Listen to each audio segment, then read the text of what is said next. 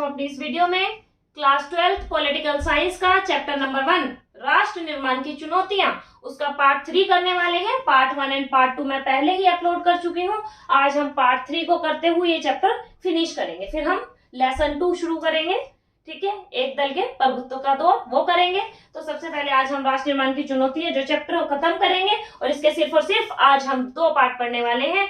Part number 1 रजवाड़ों का विलय, दूसरा राज्य पुनर्गठन आयोग। पढ़ते पढ़ते हम इस चैप्टर को समाप्त कर देंगे। तो सबसे हम पहले बात करते हैं रजवाड़ों का विलय कैसे हुआ। तो हमें पता है कि जो ब्रिटिश इंडिया था वो 2 हिस्सों में बटा हुआ था।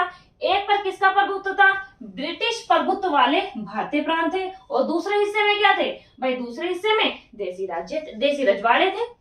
दूसरे हिस्से में कौन थे? देशी रजवाड़े थे। इतना क्लियर हो गया। पहले किस बात पर? ब्रिटिश प्रभुत्व वाले भारतीय प्रांत थे। ठीक है, ब्रिटिश प्रभुत्व वाले भारतीय प्रांत थे और दूसरे हिस्से में देशी रजवाड़े थे। दूसरे हिस्से में देशी रजवाड़े थे। इतना क्लियर। उसके बाद एक और पूछी जाती है कि रजवाड़े किसे कहते हैं, तो पता होना चाहिए ब्रिटिश प्रभुत्व वाले भारतीय प्रांतों पर अंग्रेजी सरकार का सीधा नियंत्रण था। जो ब्रिटिश प्रभुत्व वाले प्रांत थे उन पर अंग्रेजों का नियंत्रण था और जो छोटे बड़े रजवाड़े थे उन पर सीधा राजाओं का नियंत्रण था। ये 2 चीजें याद रखनी है। क्या बोला मैंने? ब्रिटिश प्रभुत्व वाले भारतीय प्रांतों पर अंग्रेजी सरकार का सीधा नियंत्रण था। Is that clear? दूसरी बात क्या बोली? जो छोटे बड़े आकार के जो रजवाड़े थे ना उन पर राजाओं का नियंत्रण था और इन्हें ही हम रजवाड़े कहते हैं। आई थिंक सो इतना क्लियर हो गया होगा। क्या बात करी हमने रजवाड़ों के विलय में कि जो ब्रिटिश इंडिया था वो 2 पार्ट्स में बटा हुआ था। एक पर अंग्रेजों का नियंत्रण था सीधा जो ब्रिटिश इंडिया, और दूसरा जो रजवाड़े थे उन पर राजाओं का नियंत्रण था। अब बात करते हैं समस्याओं की। भाई जब रजवाड़ों का विलय हो रहा था तो रजवाड़ों के विलय होते समय समस्याओं का सामना करना पड़ा हमें। तो पहली समस्या क्या आई? भारत पर ब्रिटिश राज के साथ ही रजवाड़े भी ब्रिटिश अधीनता से मुक्त होना चाहते थे, उन्हें भी समाप्त करना चाहते थे। तो इसलिए घोषणा कर दी गई कि ब्रिटिश इंडिया के राज से जिस तरह भारत आजाद हो जाएगा, ब्रिटिश से भारत आजाद हो जाएगा, इसी तरीके से रजवाड़े भी क्या करेंगे? अपनी मर्जी से किसी के साथ भी मिल जाएंगे। रजवाड़ों की मर्जी थी, रजवाड़ों के राजाओं की मर्जी थी, प्रजा की मर्जी नहीं थी। ये बात याद रखनी है। रजवाड़ों के विलय में किसकी मर्जी थी? राजा की मर्जी थी। विलय प्रजा की मर्जी से नहीं होना था। तो रजवाड़ों के विलय की एक समस्या ये आई कि उन्हें कह दिया गया, उन्हें स्वतंत्रता दे दी गई, जाओ तुम्हारी मर्जी है, तुम या तो भारत के साथ मिल जाओ या पाकिस्तान के मिल जाओ या फिर अपना एक स्वतंत्र राष्ट्र बना लो। क्लियर? ये उनके सामने समस्या आई। अब हम बात करते हैं कि कुछ रजवाड़े हैं जैसे हैदराबाद, मणिपुर, जूनागढ़, उनके रजवाड़ों का जब बनाया जा रहा था, उनका गठन किया जा रहा था, यानी वो किसके साथ मिलेंगे, हैदराबाद का विलय कैसे किया गया, ये बात करेंगे हम। जूनागढ़ का विलय कैसे किया गया, मणिपुर का विलय तो कैसे। हैदराबाद की बात करते हैं। हैदराबाद की जो रियासत थी एक बहुत बड़ी रियासत थी, चारों तरफ से वो हिंदुस्तानी इलाके से घिरी हुई थी। अगर हम पुराने हैदराबाद की बात करें और पुराने हैदराबाद का कंपैरिजन आज के भारत से करें कि उस समय हैदराबाद किन किन क्षेत्रों में था, तो उस समय हैदराबाद और आज के समय की बात करें तो आज अगर हम हैदराबाद को देखें तो उसके कुछ हिस्से महाराष्ट्र, कर्नाटक और आंध्र प्रदेश में हमें देखने को मिल सकते हैं। हैदराबाद के जो शासक थे उन्हें निजाम बोला जाता है। हैदराबाद के जो शासक था निजाम, वो बहुत अमीर व्यक्तियों में उसका नाम जाना जाता है कि वो बहुत ज्यादा अमीर व्यक्ति थे। वो क्या चाहते थे? हैदराबाद के जो शासक थे निजाम, वह चाहते थे कि मैं अपनी इस रियासत को आजाद रियासत का दर्जा दूं। इसके लिए उन्होंने कोशिश भी की। भारत सरकार के साथ 1947 में यथास्थिति बनाए रखने के लिए एक समझौता किया और यह समझौता कितने साल के लिए था? 1 साल के लिए था। तो होता क्या है, हैदराबाद के लोगों ने 1 साल तक वेट किया। 1948 में वो निजाम के ऊपर भड़क उठे, लड़ाई झगड़े के लिए उतारू हो गए। काफी ज्यादा लड़ाई झगड़े हुए हैदराबाद के जनता के बीच और निजाम की सेना के बीच। जो निजाम की सेना है उसे रजाकार बोला जाता है। क्वेश्चन आता है कि रजाकार किसे कहते हैं? हैदराबाद की अव्वल दर्जे की एक सेना होती है जिसे रजाकार बोला जाता है। तो रजाकार और हैदराबाद की आम जनता के बीच लड़ाई के लिए वो उतारू हो जाते हैं, क्योंकि वे आजादी चाहते थे, वो विलय चाहते थे भारतीय संघ में। वो विलय इसलिए चाहते थे क्योंकि निजाम के शासन से वहां के लोग खुश नहीं थे। निजाम वहां पर अपनी शासन व्यवस्था को अच्छे से नहीं चलाता था, क्योंकि तेलंगाना के जो किसान थे वो भी उससे डरे हुए थे। उनके ऊपर वो अत्याचार करता था, महिलाओं के साथ अत्याचार करता था। इन सभी स्थितियों की वजह से वो अपनी रियासत का विलय करना चाहते थे। उसके बाद क्या होता है, भारत सरकार के द्वारा सेना भेजी जाती है हैदराबाद में। जब भारतीय सेना हैदराबाद में आ जाती है तो निजाम के सैनिकों को आत्मसमर्पण करना पड़ता है और हैदराबाद का विलय भारतीय संघ में हो जाता है। क्लियर हो गया। अब हम बात करते हैं मणिपुर की। अगर हम बात करें मणिपुर की, तो जो मणिपुर की रियासत थी, आजादी से कुछ दिन पहले ही वहां के राजा थे बोधचंद्र सिंह। ठीक है, बोधचंद्र सिंह, उन्होंने भारत सरकार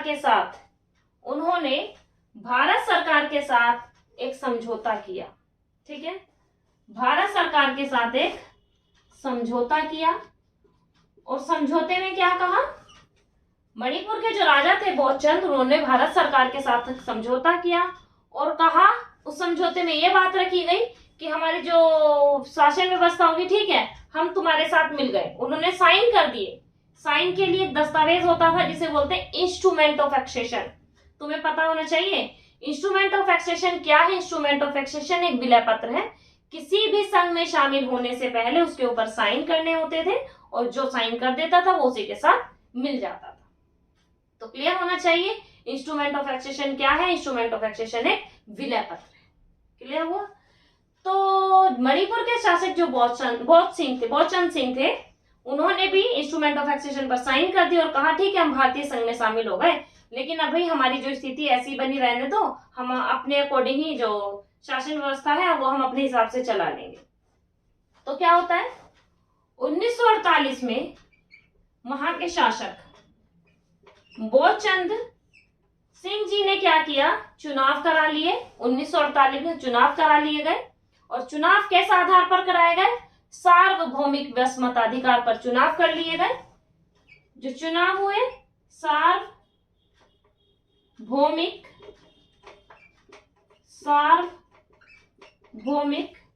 व्यस्क, ठीक है, और मताधिकार। चुनाव जो हुए सार्वभौमिक मताधिकार के आधार पर हुए और मणिपुर में संवैधानिक राजतंत्र लाया गया। संवैधानिक राजतंत्र भी आ गया।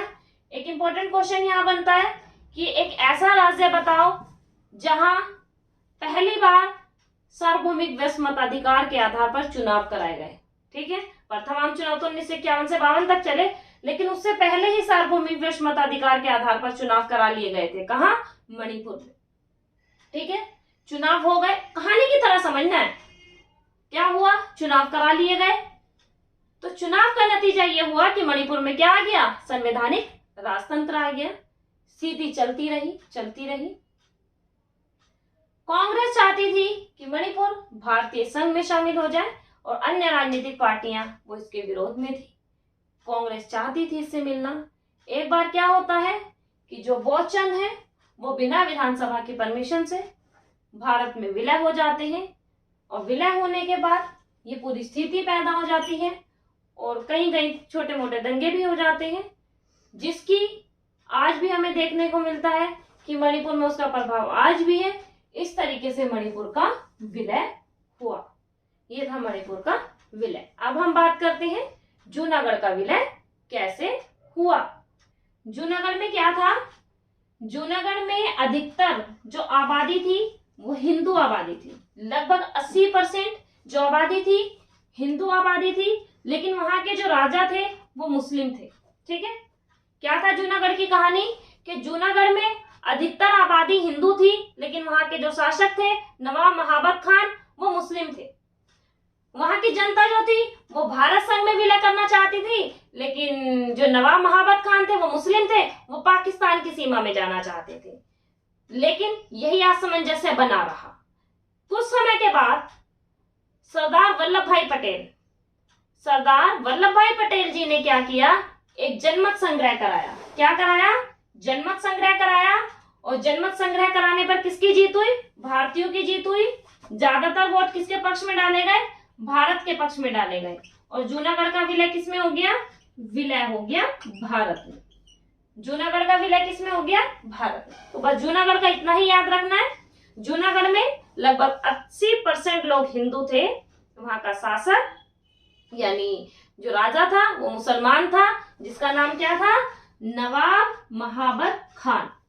और नवाब महाबत खान का मन था कि वो पाकिस्तान में मिले, लेकिन वहां की जनता अधिकतर हिंदू थी, वो भारतीय संघ में मिलना चाहती थी। ये स्थिति बनी रही। लेकिन एक समय ऐसा आया जब सरदार वल्लभ भाई पटेल जी ने जूनागढ़ का विलय ये जनमत संग्रह द्वारा भारतीय संघ में करवा दिया गया।